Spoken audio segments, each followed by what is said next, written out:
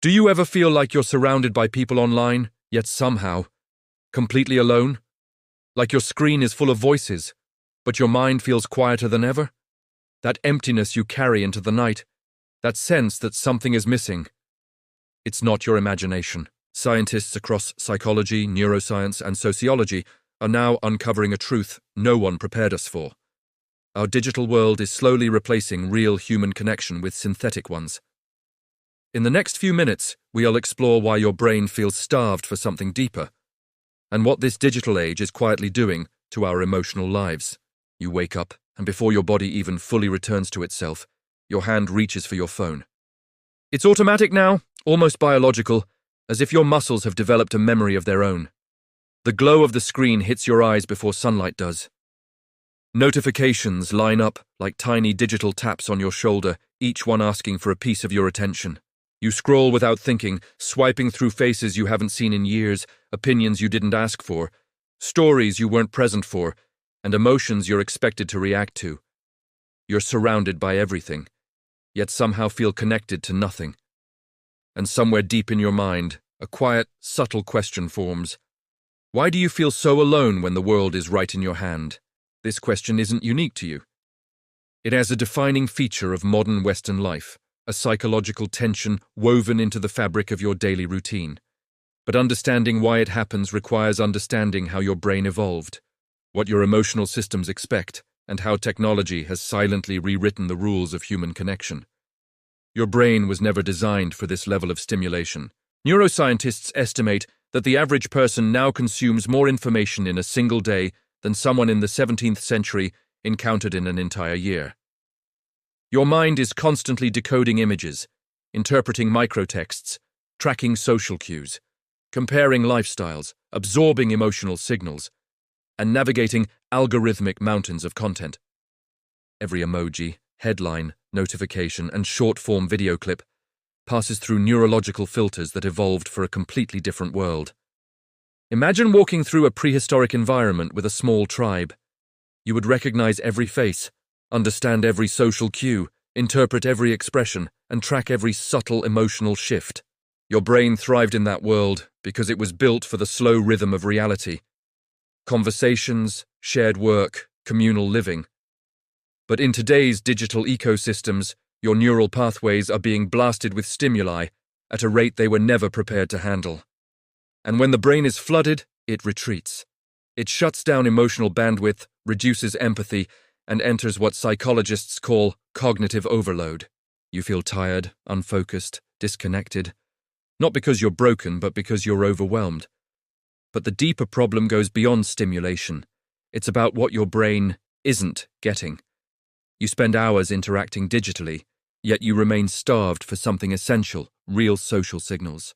The brain's social circuitry, mirror neurons, limbic resonance, oxytocin pathways, needs faces, voices, micro-expressions, real-time feedback. When you talk to someone in person, your brain subtly synchronizes with theirs. Your breathing patterns align, your neural rhythms mirror each other, and your emotional states influence one another. This phenomenon, known as interpersonal neurobiology, is what makes human connection feel grounding, comforting, stabilizing. Digital interaction cannot replicate this. Text lacks tone. Emojis lack nuance. Short videos create parasocial illusions, but not genuine intimacy. Social media simulates belonging while bypassing the neurological mechanisms that create it. You might see dozens of people a day through your screen, but your brain still feels alone because the signals it depends on simply aren't there. This creates a strange paradox. You are socially saturated, yet emotionally dehydrated. You are in constant contact, but rarely in true connection. And your brain responds to this mismatch the same way it responds to starvation, by triggering stress. Cortisol rises, anxiety increases, your emotional regulation weakens. Loneliness begins to feel like a background hum, quiet enough to ignore but persistent enough to shape your inner world. Think of a moment when you texted someone something meaningful, something vulnerable, something honest, and their reply felt flat.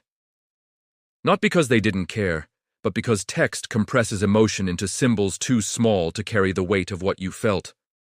Your brain senses the gap between intention and interpretation, and it fills that gap with uncertainty. Did they understand you? Did they feel what you felt? Were you heard at all? These microfractures accumulate until communication begins to feel like performance rather than connection.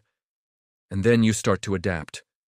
Without noticing, you begin to share less of what's real and more of what's acceptable. More of what sounds good. More of what gets engagement. Bit by bit, you drift away from your authentic self. Neuroscientists refer to this as self-concept splitting, a psychological phenomenon where your online persona and your offline identity grow further apart. You train yourself to be the version of you that gets rewarded digitally, even when that version feels hollow. You might post a picture of a moment instead of being inside it. You might craft a caption about what you think rather than what you actually feel. You might curate the image of a life that looks meaningful but rarely feels meaningful. And while you do this, the people who see you don't actually see you, just the optimized fragments. You become visible but not known. Western culture magnifies this problem. Individualism, competitiveness, independence, and the pressure to be self-sufficient create an environment where asking for help feels like failure and vulnerability feels like risk. You tell yourself you don't need anyone. You convince yourself you're fine alone. You bury emotional needs under productivity, distraction, and comparison. You build walls and call them boundaries. You build distance and call it strength. But the truth is simpler and far more human. You need people. Not followers, not contacts, not responses. People. Your nervous system is built for co-regulation. Your emotional circuits are built for synchrony. Your identity is built through relationship, not isolation. Yet somewhere along the line, society convinced you that isolation is independence, that solitude is strength, that emotional needs are burdens, so you hide them, even from yourself. And technology makes it easier to hide. You can scroll instead of feel. You can consume instead of reflect. You can watch others live instead of living. You can fill every empty moment with noise, leaving no space for discomfort, longing, or introspection. But the brain notices, and it begins to ache. Consider those small moments alone: elevators, waiting rooms, bus stops, bed at night. You don't sit with yourself anymore. You anesthetize silence with distraction. But silence is where self-understanding grows. Without it, you lose the ability to hear your own emotional truth. Over time, this creates a psychological drift. You feel disconnected not just from others, but from yourself. This is why time alone with your phone doesn't feel like rest. It feels like suspension. You're not recharging, you're numbing. You're not escaping loneliness, you're deepening it. And the more isolated you feel, the more you turn to the very thing that is feeding the isolation. It becomes a loop. Loneliness drives digital reliance. Digital reliance amplifies loneliness. And the cycle repeats. But the impact doesn't end with emotion. Chronic digital isolation changes your physiology. Studies show that loneliness increases inflammation in the body, weakens immune function, disrupts sleep cycles, and even decreases lifespan. The body interprets social isolation the same way it interprets danger. From an evolutionary perspective, being alone meant vulnerability to predators, so the body enters a guarded survival state. Your stress hormones rise, your heart rate variability drops, your nervous system becomes hypervigilant. You feel restless, uneasy, out of sync with yourself. And yet, even with all of this, the isolation is difficult to admit, because its symptoms masquerade as modern life: low motivation, numbness, shortened attention span, lack of joy, mental fatigue, emotional flatness. You blame yourself without realizing these are predictable outcomes of unmet social and emotional needs. Take a moment and think about the last genuine conversation you had. One where someone listened without distraction, where time slowed down, where your mind felt alive. How rare is that now? How many of your interactions feel rushed? How often do you talk without truly communicating? How often do you half listen while your mind is elsewhere? This erosion of depth is not coincidental. It's systemic. Western society has optimized for convenience, speed, productivity, and efficiency. All qualities that degrade the slow, complex process of human bonding. True connection requires time, attention, vulnerability, and emotional risk, the very things modern life discourages. You are living in a culture that rewards you for being connected to everyone, but bonded to no one. And yet, despite everything you've adapted to, there is something inside you that resists. A quiet instinct, a biological memory that knows something is missing. You feel it when you talk to someone and suddenly realize you've been starving for real conversation. You feel it when a rare moment of presence makes you unexpectedly emotional. You feel it when you put your phone down and notice how heavy your heart feels. That sensation isn't weakness, it's your nervous system asking for what it was built to receive: connection, resonance, belonging, presence. Not digital shadows of these things, real versions. You are not alone in feeling this way. You are not abnormal. You are not failing at life. You are responding exactly as a human being should respond when placed in an environment that doesn't meet their emotional requirements. Your anxiety makes sense.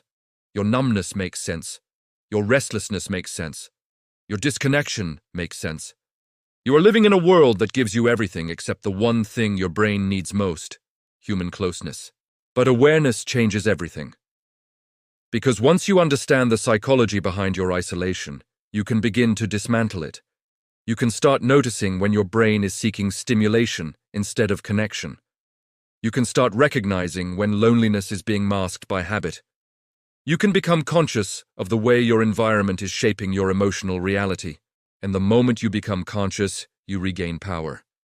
You can begin to choose depth over distraction, presence over performance, conversation over consumption, connection over convenience. You can rewire the pathways that have been dulled. You can rebuild the emotional muscles that have atrophied. You can restore the parts of yourself that have been quietly fading. It begins with seeing the truth clearly. You are not disconnected because something is wrong with you. You are disconnected because the world around you has changed faster than your brain can adapt. But your brain is flexible. Your heart is resilient. And your need for connection is not a weakness. It is the most human thing about you. And once you understand what has been happening inside you, psychologically, neurologically, emotionally, you begin the process of becoming whole again. You begin to return to yourself. You begin to rebuild the connections that were always meant to sustain you. This is where the real story begins. If this video made you pause, that's a good sign, because awareness is the first step back toward real connection. The digital world isn't evil, but it isn't built for your emotional well-being. You are a human being. You were wired to see faces, hear voices, feel presence, and be part of something larger than yourself. So don't let algorithms decide the shape of your relationships. Reclaim your connection. Reclaim your humanity. Thank you for watching, truly. If this spoke to you, share it with someone who might need to hear it. And remember, you're not alone, not here, not now.